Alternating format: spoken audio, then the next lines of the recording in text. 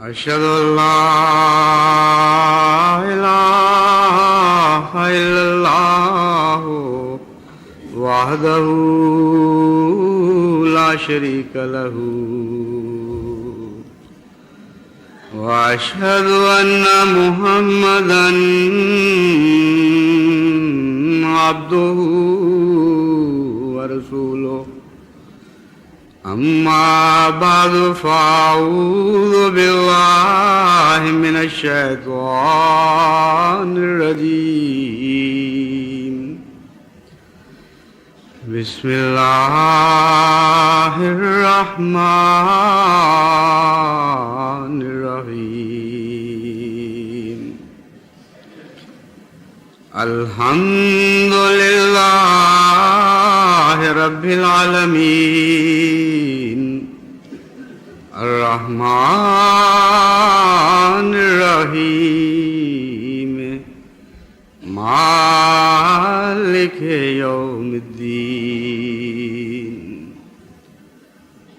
إياك نعبد وإياك نستعين اهدنا الصراط المستقيم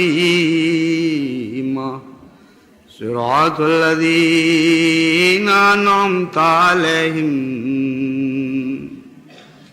غير المغضوب عليهم ولا الضالين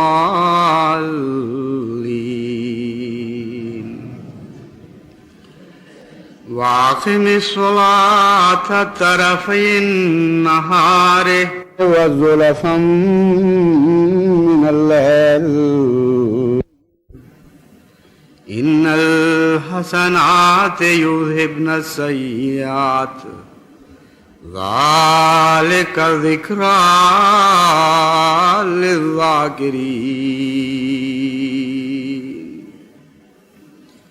واصبر فإن الله لا يضيع أجر المحسنين فلولا كان من القرون من قبلكم أولو بقية ينهون عن الفساد في الأرض إلا قليلا ممن أنجينا منهم واتبع الذين ظلموا ما أترفوا فيه وكانوا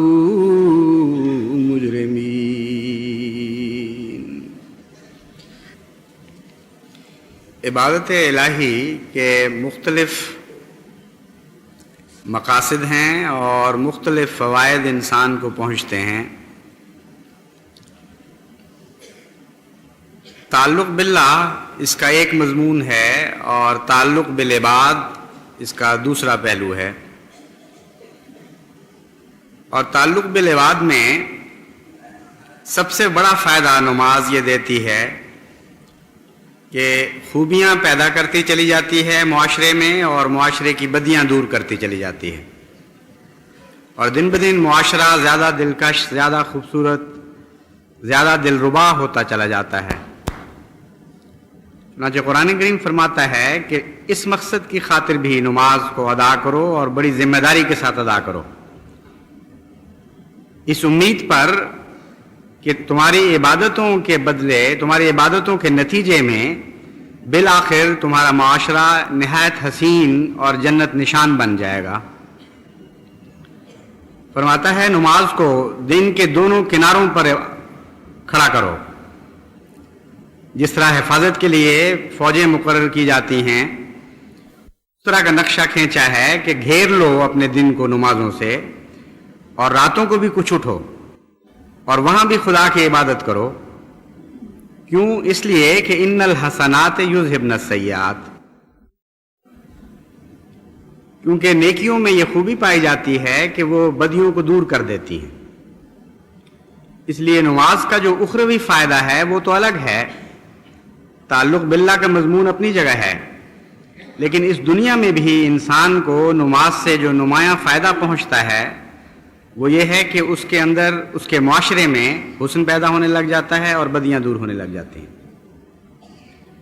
اور یہ قانون قدرت ہے جو اٹل ہے، ازلی اور ابدی ہے، اس میں کبھی کوئی تبدیلی آپ نہیں دیکھیں گے کہ حسنات برائیوں کو دور کرتی ہیں.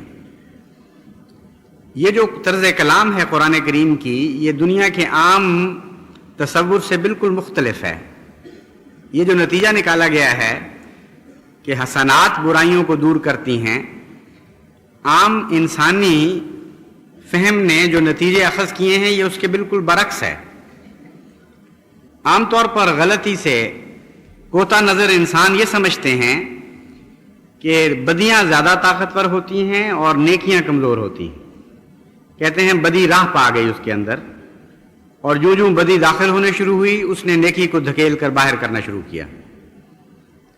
قرآن کریم ایک حیرت انگیز عقل و دانش کی ایسی کتاب ہے کہ جو انسانی فطرت کی غلطیوں کو بھی درست کرتی چلی جاتی ہے، اس کے اخذ کیے ہوئے نتیجوں کو بھی درستی کرتے ہوئے اس کی صحیح رہنمائی فرماتی ہے.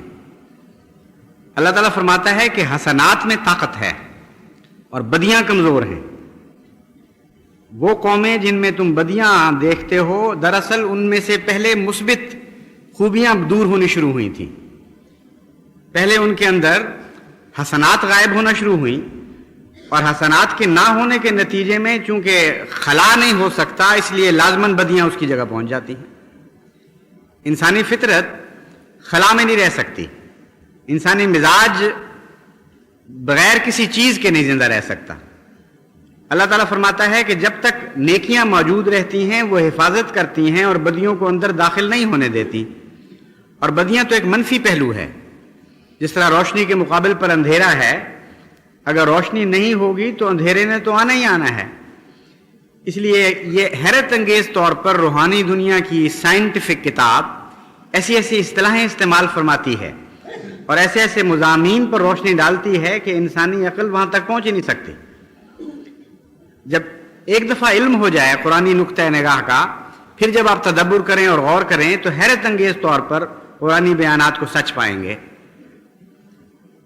یہ بنیادی بات ہے کہ نیکی ایک مثبت پہلو ہے اور بدی نیکی کے فقدان کا نام ہے.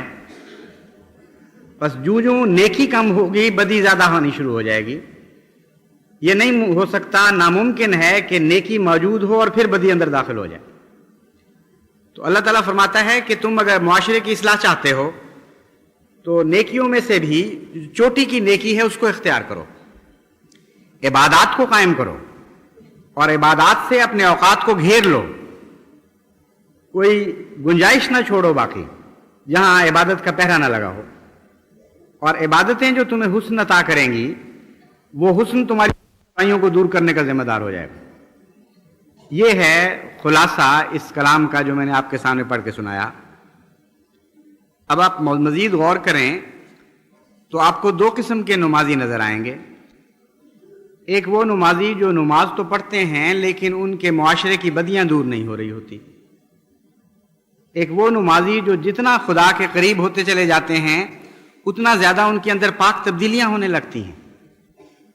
ان کی کایا پلٹ جاتی ہے، ان کے مزاج کی کیفیت بدل جاتی ہے، یہاں تک کہ ان کے اندر ایک جذب پیدا ہو جاتا ہے. ان کے قرب سے آپ لذت محسوس کرتے ہیں، ان کی صحبت میں آپ محفوظ محسوس کرتے ہیں اپنے آپ کو. آپ کو خطرہ نہیں رہتا کہ ان کی طرف سے شر کا کوئی پہلو آپ کی جانب چلے گا. ہاں یہ امید رہتی ہے کہ کوئی نہ کوئی خیر کی بات ان سے آپ تک پہنچے گی. یہ وہ عبادت کرنے والے ہیں جو حقیقی عبادت کرتے ہیں، جو سچی عبادت کرتے ہیں. اور وہ ظاہری علامتیں جو اس دنیا میں ان میں ظاہر پیدا ہو جاتی ہیں وہ ثابت کرتی ہیں کہ یہ سچی عبادت کرنے والے تھے. ورنہ عبادت کے باوجود اگر برائیاں موجود رہیں تو لازماً وہ عبادتیں جھوٹی ہیں، ان کے اندر کوئی اخنا ہے، کوئی کمزوری پیدا ہو گئی ہے. کیونکہ قرآن کریم کھلا کھلا اعلان کر رہا ہے کہ عبادت ایک حسن ہے، حسنات میں سے ایک اعلیٰ درجے کی حسنہ ہے. اور عبادت کے ہوتے ہوئے لازماً تمہاری برائیاں کم ہونی شروع ہو جانی چاہیے. جس طرح برتن میں اگر تیل پڑا ہو آپ پانی ڈال دیں تو وہ تیل کو دھکیلنا شروع کر دیتا ہے کیونکہ زیادہ وزنی ہے. بالآخر اگر آپ پورے برتن کو پانی سے بھر دیں گے تو پورا تیل باہر نکل جائے گا۔ نیکیوں میں ایک وزن ہے، ایک باقی رہنے کی طاقت ہے، اور ان کے ہوتے ہوئے برائیوں کے مقدر میں لازماً فرار ہے۔ چنانچہ اسی لیے قرآن کریم مختلف پہلوؤں سے اس حقیقت کو کھولنے کے لیے مختلف طریقے اختیار فرماتا ہے جاء الحق وزهق الباطل ان الباطل کان زہوقا۔ حق اور حسنہ ایک ہی چیز کے دو نام ہیں۔ فرماتا ہے دیکھو حق آیا اور باطل بھاگ گیا۔ یہ کوئی اتفاقی حادثہ نہیں ہے، یہ ہو ہی نہیں سکتا کہ کبھی حق آئے اور پھر حق بھی بھاگ جائے، یہ ناممکن ہے، کیونکہ فرمایا ان الباطل کان زہوقا۔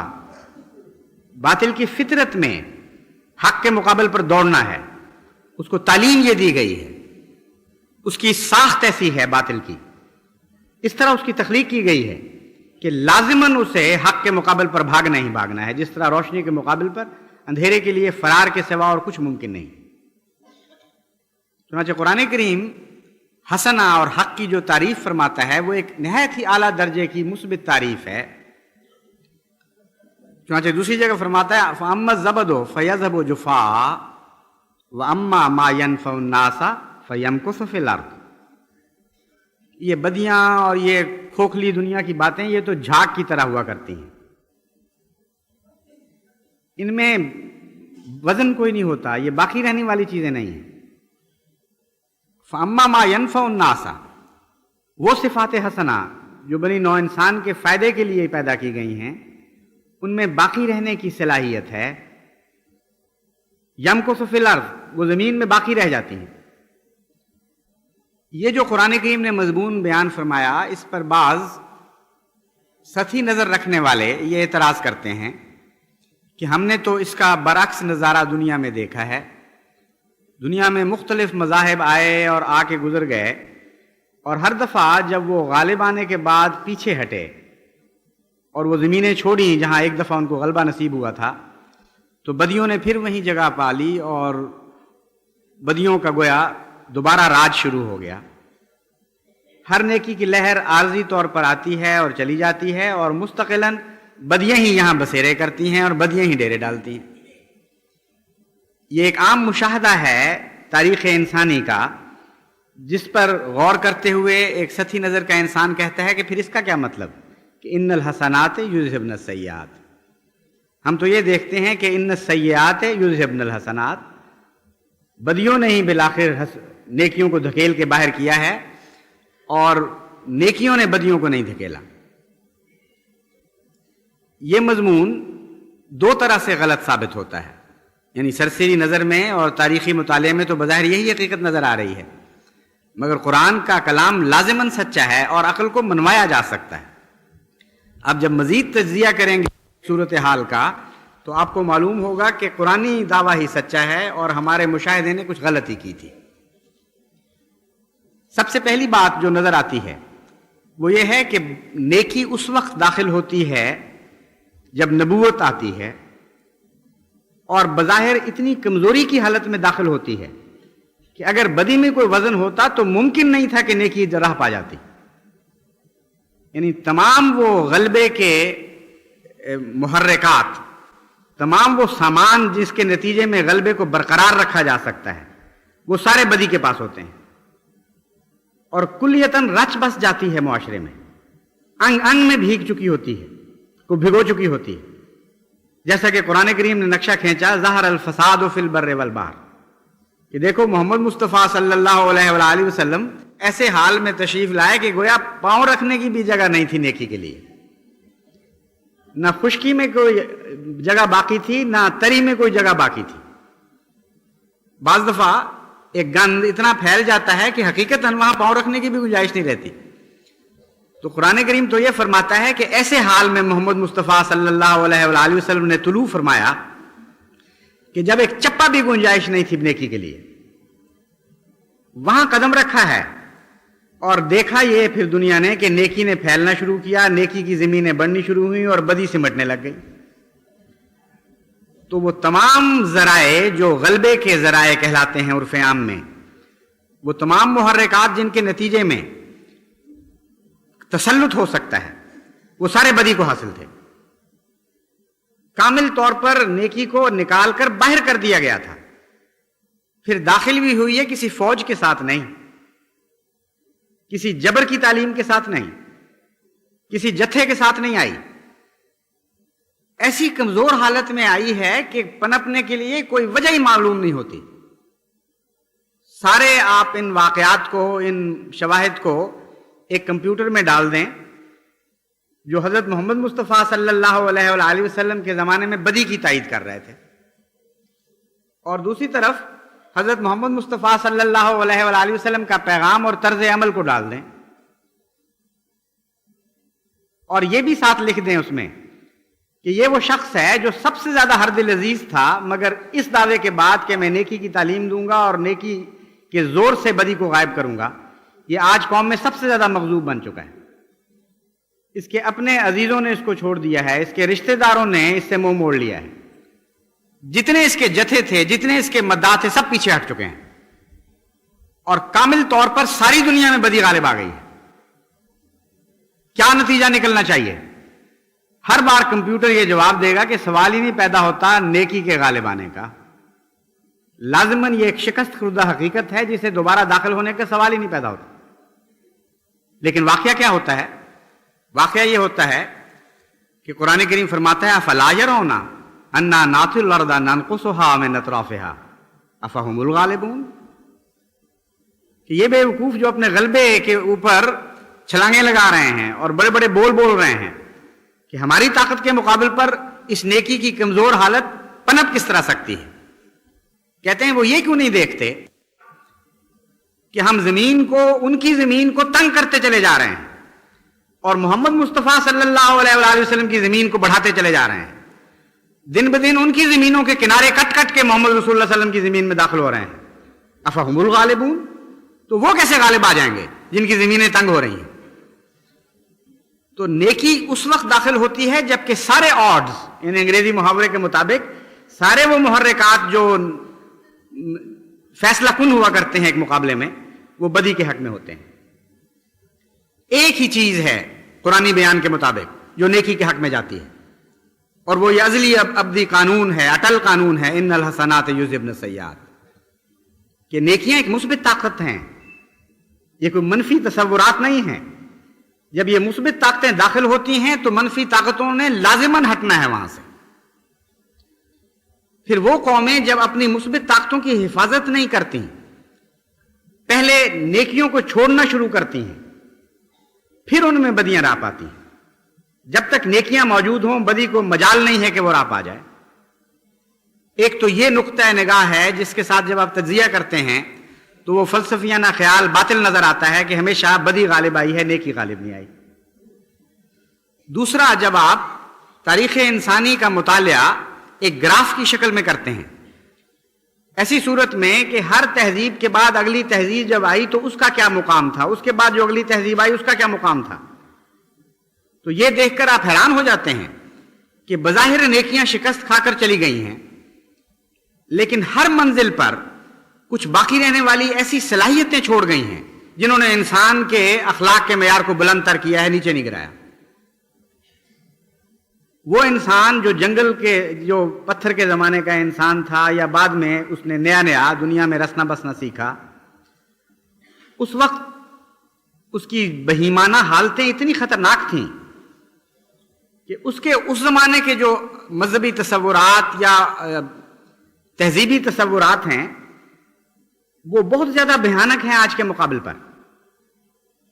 ان کو جب نبیوں نے تہذیب سکھائی تو نبیوں کے جانے کے بعد رفتہ رفتہ وہ پھر بدیوں کی طرف مائل ہوئے، لیکن پہلے مقام تک نہیں گرے.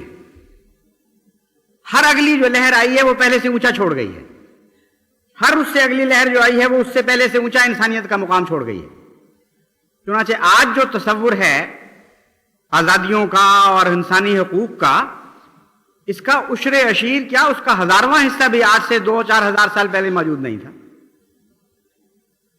یعنی بدی کے باوجود بدی ویسی قوت اختیار نہیں کر سکی، ویسا قبضہ نہیں جما سکی دوبارہ انسان پر جیسا اس کو پہلے حاصل تھا، کیونکہ کچھ نہ کچھ نیکیاں باقی رہ جاتی ہیں جو بدیوں کو اندر نہیں آنے دیتی. چنانچہ ایک مرتبہ यूनिवर्सिटी ऑफ लंदन में एक ईसाई ने मुझ पर एतराज़ किया कि देखो तुम बड़े दावे करते हो कि मोहम्मद रसूल करीम सल्लल्लाहु अलैहि वसल्लम ने ऐसी काया पलट दी और ये कर दिया और वो कर दिया। और अमरे वाकया ये है कि चंद साल का ही किस्सा था ना, चंद साल के बाद फिर वो जूतियों में दाल बटी है, वो तुम्हारी लड़ाइयाँ हुई हैं आपस में कि वो सारी अखुवत गई, वो सारे बातें तहजीब और तमद्दुन की ख़त्म हो गई, किस्से बन गई, जिनको लेकर तुम रसूलुल्लाह सल्लल्लाहु अलैहि वसल्लम के ज़माने में उछालते हो और हम पर अपनी बरतरी साबित करते हो। मैंने उसके सामने ये बात रखी। वहाँ के लोग अमूमन एतराज़ तो करते हैं लेकिन कज बहस नहीं है। उसको मैंने कहा कि तुमने सतही मुतालिया किया है, तुम मुतालिया कर रहे हो हज़रत मोहम्मद रसूल करीम सल्लल्लाहु अलैहि वसल्लम के अपने ज़माने का आपके मान बात के ज़माने से। मैंने कहा ये हो कैसे सकता है कि मोहम्मद रसूलुल्लाह सल्लल्लाहु अलैहि वसल्लम के होने और ना होने में फ़र्क कोई नज़र ना आए। इतनी अजीमुशान कुव्वत थी आपकी, ऐसा अजीमुशान वजूद था ताकत के लिहाज से, जो नेकियों के हक में एक अजीमुशान सूरज तुलू हो चुका था, और उस वजूद के होने और ना होने में अकल के खिलाफ बात है कि फर्क कोई ना पड़े। यानी वैसा ही रहता मामला जिस तरह रसूलुल्लाह सल्लल्लाहु अलैहि वसल्लम थे, आपके जाने के बाद भी गोया, और सोसाइटी को कोई कोई असर ना पड़ता। मैंने कहा ये बड़ा बेवकूफों वाला तस्वुर है। लेकिन तुम्हें मुकाबला करना चाहिए, जो तुम दावा कर रहे हो उसका तोड़ यह है कि तुम एक मुकाबला करके देखो रसूलुल्लाह सल्लल्लाहु अलैहि वसल्लम के पहले के जमाने का रसूलुल्लाह सल्लल्लाहु अलैहि वसल्लम के बाद के जमाने से। जिस वक्त हजरत मोहम्मद रसूल करीम सल्लल्लाहु अलैहि वसल्लम ने अरब में कदम रखा है तो अरब की क्या हालत थी। उसे उठाया और बड़ी बुलंदियां अता की, जब छोड़ के गए तो फौरन महसूस होता है कि गिरा है दोबारा, लेकिन उतना नहीं गिरा जितना पहले हालत थी, बल्कि अरब की पहली हालत के मुकाबले पर जब बिगड़े हुए इस्लाम का जमाना भी आप देखते हैं तो वो औज सुरैया पर कदम रखता हुआ दिखाई देता है। कहां जाहिल अरब और कहां उमैया का दौर, कहां जाहिल अरब और कहां अब्बासियों का दौर। हमें दुख देता है वो दौर इसलिए कि हजरत मोहम्मद रसूल करीम सल्लल्लाहु अलैहि वसल्लम के जमाने पर रख कर देखते हैं और बड़ी तकलीफ पहुंचती है, दाग दाग नजर आता है वो दौर। लेकिन आ हजरत सल्लल्लाहु अलैहि वसल्लम ने जो कुछ अता किया वो सब कुछ जायल नहीं हो सका, हजारों साल भी उसको जायल नहीं कर सके। आज 1400 साल गुजर चुके हैं, लेकिन ऐसी खूबियां जारी हैं आज भी मुसलमानों में कि गिरे पड़े भी वो बाकी कौमों के मुकाबले पर उन खूबियों में बेहतर है। अरबों में हजरत सल्लल्लाहु अलैहि वसल्लम ऐसी खूबियां दाखिल कर गए कि आज वो बहुत दूर चले गए हैं इस्लाम से, लेकिन फिर भी वो खूबियां उनकी हिफाजत कर रही हैं। बाज मामलात में मुसलमान दूसरे के मुकाबले पर नुमाया नजर आता है। एक ये बात है मसलन कि मुसलमान से जुल्म करने की ताकत छीन ली है मोहम्मद रसूलुल्लाह सल्लल्लाहु अलैहि वसल्लम ने। जुल्म करता तो है, लेकिन हमें इसलिए जुल्म नजर आता है कि मेयार बहुत बड़ा बढ़ा दिया हुजूर सल्लल्लाहु अलैहि वसल्लम ने इंसाफ का। कहां हिंदुओं का जुल्म, कहां सिखों के मजालिम, कहां गैर कौमें जो एक दूसरे पर मजालिम करती हैं उनका हाल, और कहां वो मजालिम जो हम कहते हैं जुल्म हैं लेकिन हजरत मोहम्मद मुस्तफ़ा सल्लल्लाहु अलैहि वसल्लम के मानने वाले बाद अपने साथियों पर या उनसे उन पर करते हैं जिनसे रूठ चुके हैं। जो हमें जुल्म आप नजर आते हैं वो दुनिया की नजर में कोई हैसियत ही नहीं रखते। ये हजूर अकरम का ही एहसान है कि वो हसनात जो आपने पैदा की थी वो कुल्लियतन गायब नहीं हुई, जितनी रही हैं उस हद तक बदी उनमें दाखिल नहीं हो सकी। और हर लहर ने जो नबूवत की आई है दुनिया में, इंसान को पहले से बुलंदतर मुकाम पर छोड़ा है, और कुछ ऐसी नेकियां छोड़ी हैं पीछे जिनके अंदर वजन था और बाकी रहने वाली थी, और बदियों को कभी भी उन पर पूरी तरह यलगार करके मगलूब करने की तौफीक नहीं मिली। यह है इंसानी तहजीब का माहसल, यह है तारीखी दौर का सबक।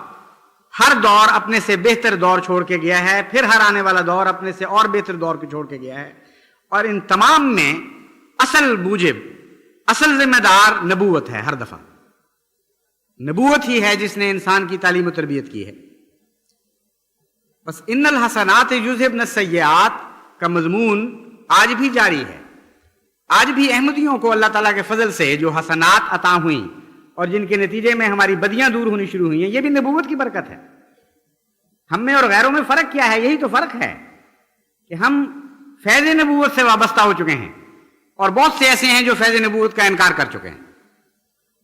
हम उस दौर में दाखिल हो गए हैं जहां हसनात बदियों को दूर करना शुरू कर देती हैं। लेकिन याद रखिए कि इन हसनात को बड़ी कुव्वत के साथ चिमटे रहें। तारीख इंसानी से सबक हासिल करें। जब भी आप में मुस्बित नेकियां कम होनी शुरू हो जाएंगी, लाजमन आप में बदियां दाखिल होनी शुरू हो जाएंगी। जब भी आप में बदियां दाखिल होंगी तो महज ये तालीम के बदियां छोड़ दो, ये किसी काम नहीं आएगी। कभी किसी के कहने से बदियां नहीं छोड़ा करता कोई। हां, नेकियां अगर इख्तियार करे कोई कौम तो बदियां खुद ब खुद छूटनी शुरू हो जाती हैं। इस वक्त अल्लाह ताला के फजल से जमात अहमदिया का ये मेयार है और बहुत बड़ा हजरत मसीह मौऊद अलैहिस्सलातु वस्सलाम का एहसान है कि ऐसे इंसानों की एक जमात पैदा कर दी जो नेकी की बातें ज्यादा सुनती है और नेकी की बातें सुनकर जल्दी अमल करती है, और बदियों के खिलाफ इनके अंदर एक तबी और फितरी बगावत पैदा हो चुकी है। बहुत कोशिश करके लोगों को बदियां दाखिल करनी पड़ती हैं जमात अहमदिया में। मुनाफिकों को बड़े जोर मारने पड़ते हैं, तब जाकर वो चिरके लगाते हैं। एक दिफा की ताकत अज़ खुद पैदा हो गई है, और ये दिफा की ताकत तभी नतीजा है नेकियों का। जब तक नेकियां आपके अंदर रहेंगी ये दिफा की ताकत मौजूद रहेगी। जब नेकियां खाई जाएंगी तो ये दिफा की ताकत भी खुद ब खुद खत्म होती चली जाएगी। यानी जब नेकियों को आप खुद छोड़ देंगे, ये आपके इख्तियार की बात है।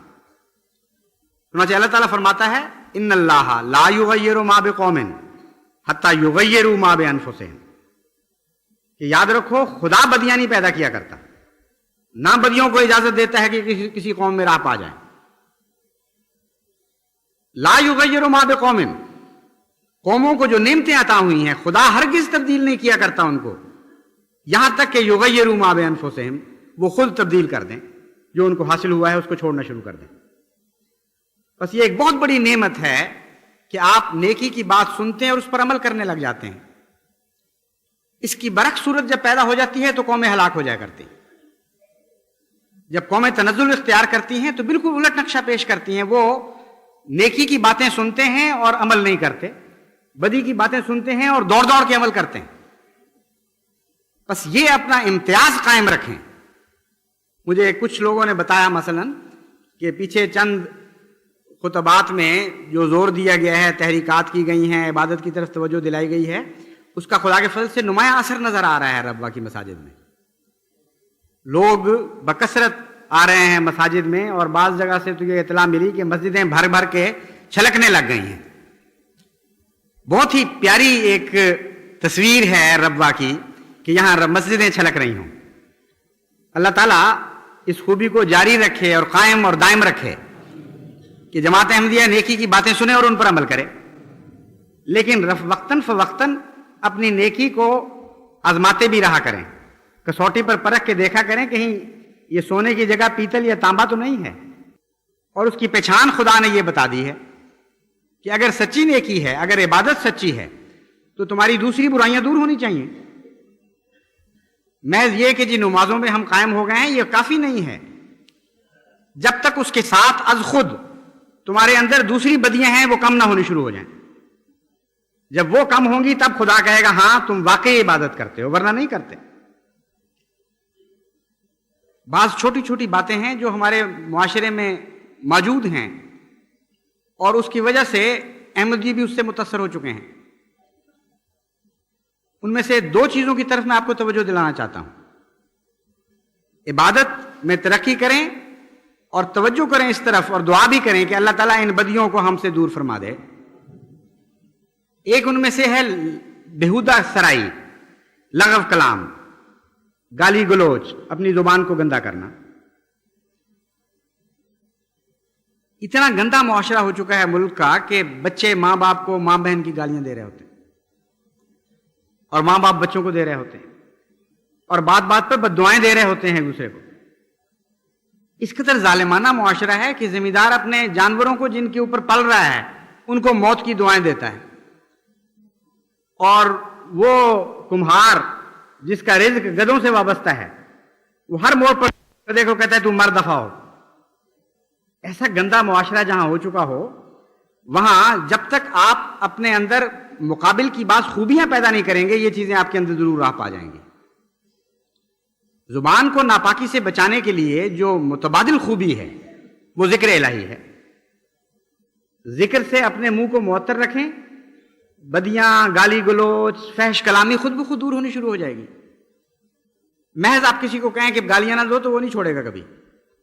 اس کو توجہ دلائیں ذکر الہی کی طرف اور درود کی طرف۔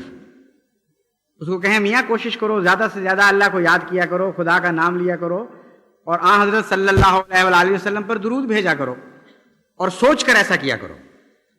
جس شخص کو یہ عادت پڑنی شروع ہو جائے گی، لازماً جتنی یہ عادت راسخ ہوگی اسی قدر فحش کلامی کی عادت اس کو چھوڑنا شروع کر دے گی، کیونکہ ایک زیادہ طاقتور، زیادہ مثبت قدر نے اس کی جگہ گھیر لی ہے۔ دوسرا ہے گھروں میں بے وجہ جھگڑا کرنا، میاں بیوی کا تیز کلام کرنا، ایک دوسرے کو تانے دینا، خامدوں کا یہ سمجھنا کہ ہم ایک لونڈی اٹھا لائے ہیں جو ہمارے ماں باپ کی بھی اسی طرح لونڈی ہے جس طرح ہماری ہے، اور اس کی اپنی ذاتی کوئی چیز ہی نہیں ہے، کوئی احساس ہی نہیں ہے گویا اس میں۔ اس کے ماں باپ کو گالی دے دی جائے تو ہمارا حق ہے، لیکن ہمارے ماں باپ کا اگر احترام چھوڑنا تو درکنار، بھی ہلکی سی بھی بے اتنائی ان کی طرف سے کرے تو ہمارا حق ہے کہ اس کو جوتیاں ماریں، اس کو گالیاں دیں، اس کے ماں باپ کو کوسیں اور ذلیل اور رسوا کر کے نکال دیں۔ یہ جو رجحان ہے معاشرے کا، یہ نہایت ہی ظالمانہ ہے اور جہنم پیدا کرنے والا رجحان ہے، آپ کی تسکین کی جنتوں کو ختم کر دے گا۔ اس کے برعکس بھی صورتحال ہے۔ بعض عورتوں کو یہ خیال ہوتا ہے کہ ہمارا تو حق ہے کہ ہم بد کلامی کریں، شور ڈالیں، کسی کے ماں باپ کو گالیاں دیں، ظلم کریں، اور خاوند کا یہ حق نہیں ہے کہ ان باتوں میں کوئی برا منائے یا ہمارے ماں باپ کے متعلق کچھ کہے۔ یہ جو صورتحال ہے اس نے معاشرے میں اتنے دکھ پیدا کیے ہوئے ہیں کہ جس گھر میں یہ واقعہ ہوتا ہے صرف وہیں تک دکھ نہیں رہتا بلکہ ارد گرد پھیلتا ہے، کیونکہ رشتہ داریوں کے تعلقات کی نسبت سے یہ آگے محسوس ہونا شروع ہو جاتا ہے۔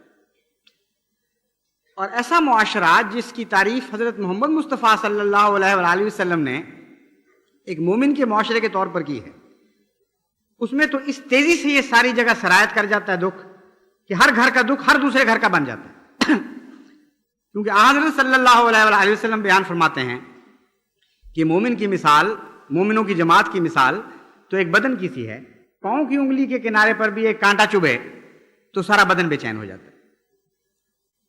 تو یہاں رشتہ داریوں اور قرابت داریوں کا سوال نہیں رہا، اب تو اگر ایک احمدی گھرانے میں بھی دکھ پہنچے گا تو جس احمدی کو علم ہوتا چلا جائے گا وہ دکھ محسوس کرنا شروع کر دے گا۔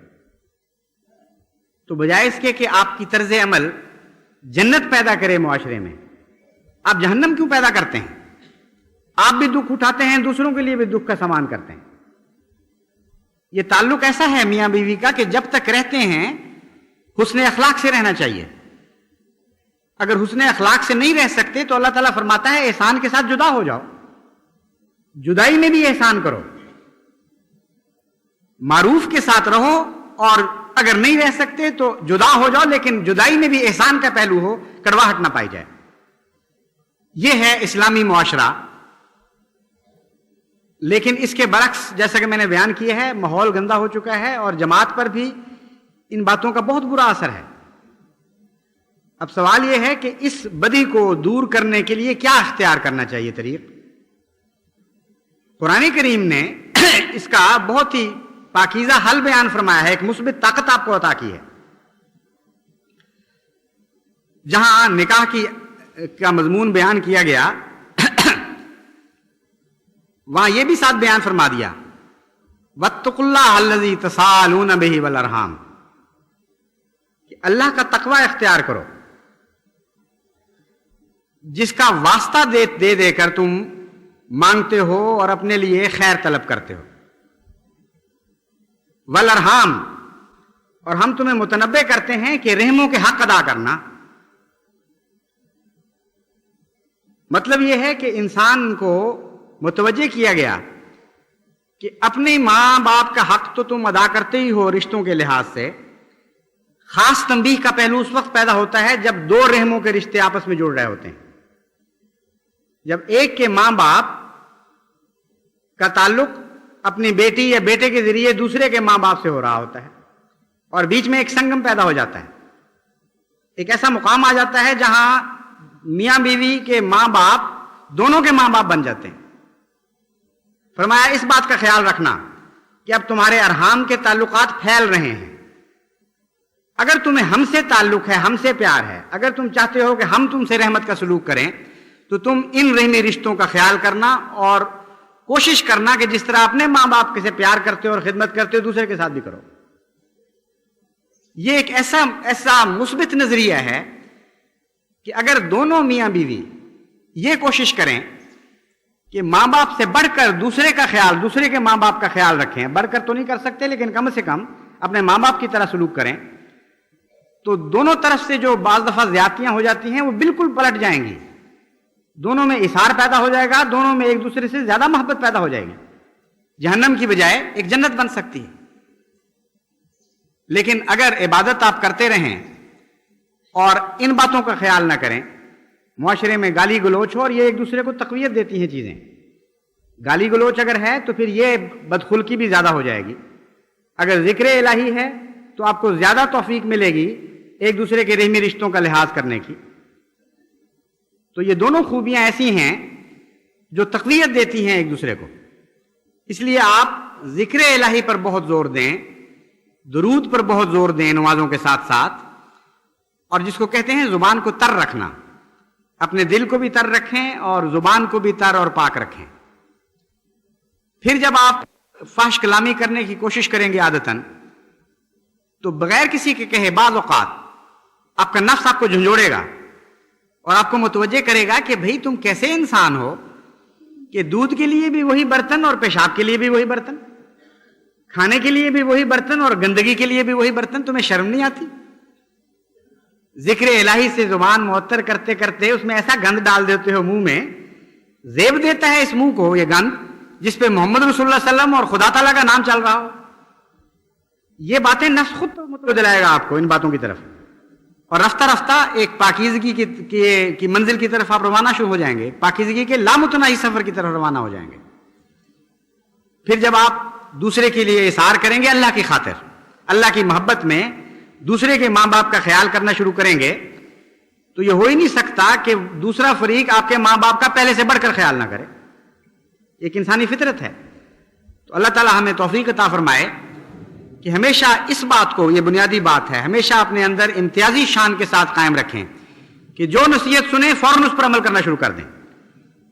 عام ایک بھنبھناہٹ کے ساتھ، جس طرح شہد کی مکھیوں سے بھنبھناہٹ اٹھتی ہے، اس طرح ایک بھنبھناہٹ پیدا ہو جائے معاشرے میں کہ چلو نیکی کریں، چلو نیکی کریں، یہ آواز کانوں میں پڑی ہے، چلو ایک دوسرے پر سب کر لے کے جائیں، اس روح کی حفاظت کرتے چلے جائیں تو انشاءاللہ تعالیٰ ایک ایسا زمانہ آئے گا کہ اس دنیا کو جنت بنانے والے صرف اور صرف احمدی ہوں گے، اور ہماری جنت کے ذریعے ہی دنیا کی جہنم میں تبدیل ہوں گی، ہماری ہی وہ زمین ہوگی جو خدا تعالیٰ کے ارشاد کے مطابق پھیلتی چلی جائے گی اور دشمن کی زمین کم ہوتی چلی جائے گی۔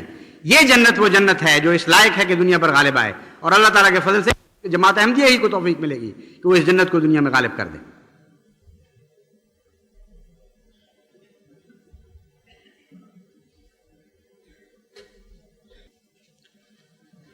الحمدللہ نحمدہ ونستعینہ ونستغفرہ ونؤمن بہ ونتوکل علیہ ونعوذ باللہ من شرور انفسنا ومن سیئات اعمالنا، من يهده الله فلا مضل له ومن يضلله فلا هادي له، ونشهد أن لا إله إلا الله وحده لا شريك له، ونشهد أن محمدا عبدہ ورسولہ۔ آج ایک انتہائی دردناک واقعہ ہوا ہے جس کے ساتھ دل بہت ہی مزمحل ہے۔ یوں معلوم ہوتا ہے گہرا زخم لگا ہے دل کو، کیونکہ ایک بہت ہی پیارا سلسلے کا خادم آج اچانک ایک حادثے میں ہم سے جدا ہو گیا ہے۔ مولانا عبد المالک خان صاحب جو جہاد پر روانہ ہوئے تھے، تبلیغی سفر پر روانہ ہوئے تھے، آج ایک حادثے میں شیخو پورے کے قریب شدید زخمی ہوئے، اور جب تک ایک ہسپتال کی بد انتظامی سے تنگ آ کر دوسرے ہسپتال میں منتقل کیا گیا، اس دوران آپ وفات پا گئے۔ چلنے سے پہلے لاہور سے فون پر یہ اطلاع ملی۔ ہمارا دل بے حد مغموم ہے، کیونکہ ایک نہایت فدائی سلسلے کا خادم جو ایک ہندوستان کے چوٹی کے معزز خاندان سے تعلق رکھتا تھا، جس نے اللہ کی عزت کو قبول کیا اور دنیا کی عزت کو دھتکار دیا، ایسے خاندان سے تعلق رکھتا تھا جس کے آباء و اجداد کی سارے ہندوستان میں عزت کی جاتی ہے اور کی جاتی تھی، لیکن ان کے والد نے ان ساری عزتوں کو تج کے حضرت مسیح موعود علیہ السلام کا دامن پکڑا اور اسی عزت کو عزت کی نظر سے دیکھا جو اللہ کی دی ہوئی عزت ہے۔ ایک امیرانہ ٹھاٹھ چھوڑ کر ایک فقیرانہ زندگی اختیار کی، اور بالکل اسی نہج پر انہی صفات سے رنگین مولانا عبد المالک خان صاحب تھے۔ ساری اولاد میں سے آپ کو یہ امتیازی مقام حاصل ہوا کہ نہ صرف وقف کیا بلکہ وقف کے تقاضوں کو خوب نبھا، گرمی میں، سردی میں، صحت کی کمزوری میں کبھی بھی اس خدمت دین کا کوئی موقع ہاتھ سے جانے نہیں دیا۔ چنانچہ پرسوں مجھ سے ملے اور اجازت لی کہ میں فلاں سفر پہ جا رہا ہوں، پھر اس کے بعد میں نے فلاں جگہ ضرورت ہے، مطالبہ ہے، وہاں جاؤں گا، پھر فلاں جگہ جاؤں گا۔ میں نے کہا مولوی صاحب آپ کی صحت بہت کمزور ہو گئی ہے، آپ کے پاؤں پہ زخم ہے، شوگر کی تکلیف ہے، عمر کا بھی تقاضا ہے، آپ اتنا بوجھ نہ لیں۔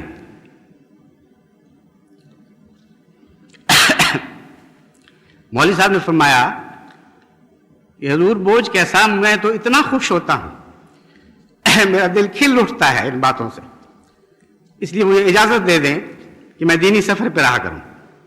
جتنا زیادہ میں سفر کرتا ہوں اتنا ہی میری طبیعت حشاش بشاش ہوتی چلی جاتی ہے۔ اللہ نے آپ کے اس جذبے کو قبول فرمایا اور اسی سفر کی حالت میں آپ کو اپنے پاس بلا لیا ہے۔ غم کتنا بھی ہو ہم تب بھی راضی ہیں اپنے اللہ کی رضا سے۔ آنسو آنکھوں سے گرنا ایک انسانی فطرت کا تقاضا ہے۔ حضرت محمد مصطفیٰ صلی اللہ علیہ وآلہ وسلم نے ہمیں نرم دل بنا دیا ہے اور انسانیت سکھائی ہے، لیکن جزا فضا کی ہمیں اجازت نہیں، نہ وہ ہماری سرشت میں داخل ہے۔ نہ مایوسی کا ہمیں سبق دیا گیا، نہ مایوسی سے ہم آشنا ہیں۔ قومیں زندہ رہتی ہیں اور افراد گزرتے چلے جاتے ہیں، اور زندہ قومیں قطعاً اس بات کی پرواہ نہیں کرتی کہ کون آیا اور کون نکل گیا۔ بحیثیت قوم کے ان کی زندگی کا سفر ہمیشہ آگے سے آگے بڑھتا چلا جاتا ہے۔ جماعت احمدیہ بھی ایک زندہ قوم ہے، جانے والوں کے جانے سے دکھ تو ضرور پہنچا ہے لیکن مایوسی پیدا نہیں ہوئی۔ مجھے امید ہے اور میں دعا کرتا ہوں کہ اللہ ہر جانے والے کے مقابل پر سینکڑوں ہزاروں ویسے پیدا کر دیا کرے۔ ایک عبد المالک کو بلائے تو ہزاروں لاکھوں عبد المالک عطا کر دیا کرے جماعت کو، کیونکہ دنیا کو خدمت کرنے والے، مخلص خدمت کرنے والوں کی بے حد ضرورت ہے۔ اللہ تعالیٰ ہمیں توفیق عطا فرمائے، ہمارا دامن خدمت کرنے والوں سے کبھی تہی نہ رکھے، دن بدن واقفین کی جماعت کی رونق میں اضافہ ہی ہوتا چلا جائے۔ دن بدن خدا کے فرشتے دلوں کو تحریک کریں کہ ایک کی جگہ خالی ہوئی ہے، تم 10، 20، 100، ہزاروں آگے بڑھو اور لبیک کہہ کر اپنے آپ کو پیش کرو کہ ہم اس جگہ کو پر کرنے کے لیے حاضر ہیں۔ عباد اللہ رحمکم اللہ، ان اللہ یامر بالعدل والاحسان وَإِيتَاءِ ذِي الْقُرْبَىٰ وَيَنْهَىٰ عَنِ الْفَحْشَاءِ وَالْمُنكَرِ وَالْبَغْيِ يَعِظُكُمْ لَعَلَّكُمْ تَذَكَّرُونَ اذْكُرُوا اللَّهَ يَذْكُرْكُمْ وَادْعُوهُ يَسْتَجِبْ لَكُمْ وَلَذِكْرُ اللَّهِ اکبر